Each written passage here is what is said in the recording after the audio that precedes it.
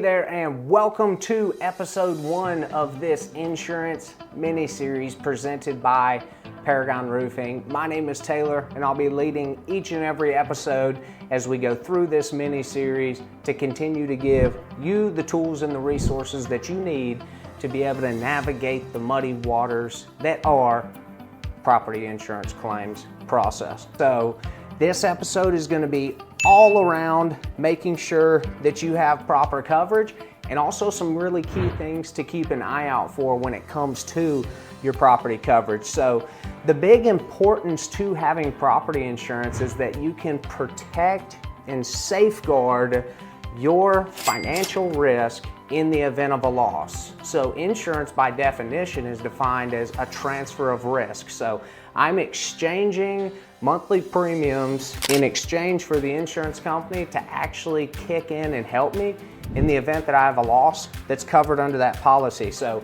replacement cost coverage is where the insurance company is going to pay 100% of the cost minus your deductible according to what's outlined in your insurance policy. So if you have a hailstorm that causes $25,000 worth of damage to your house and your deductible is $1,000, you pay $1,000, the insurance company pays the rest. Wind and hail endorsements. Majority of insurance companies will have coverage for wind and hail, which are called perils. Perils are what you're actually being insured against, as those being the cause of loss. So you want to make sure that you have wind and hail endorsements, and then some sort of inflation guard. So as your home appreciates in value, your insurance policy limits need to increase too. So oftentimes having your inflation guard in there is going to ensure that, God forbid, if a fire burns your house down, you're going to have enough money in that policy to get it rebuilt. Some common coverage gaps that we see all the time in this industry. One of them is actual cash value policies or actual cash value settlements, or you may hear it ACV.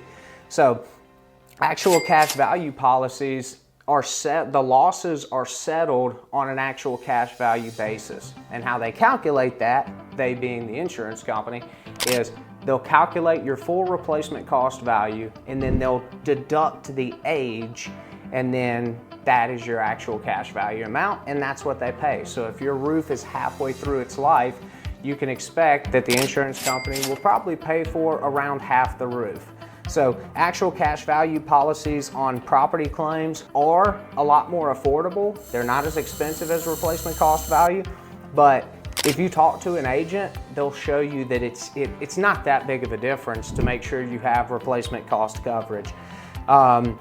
Another one is exclusions for wind and hail. And this kind of can go down a rabbit hole with different types of exclusions, but typically wind and hail are not going to be excluded per se, but you may have things like cosmetic exclusions, marring exclusions.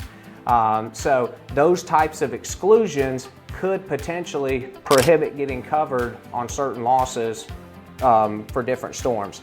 And also limits on roof damage coverage. There's way more insurance policies right now that have different endorsements in there for like matching. So if the only reason the insurance company has to pay to replace more than what's damaged because of a matching or an appearance issue, they're starting to put caps on those. So you want to make sure that those types of things, even if you need to pay a little bit more, it's going to be well worth it to have some of those. Considering additional endorsements into the policy to make sure that if there's any special cases there, that you're still going to have coverage. So be proactive, and proper coverage today means less stress tomorrow. I hope you enjoyed, and we'll see y'all in episode 2.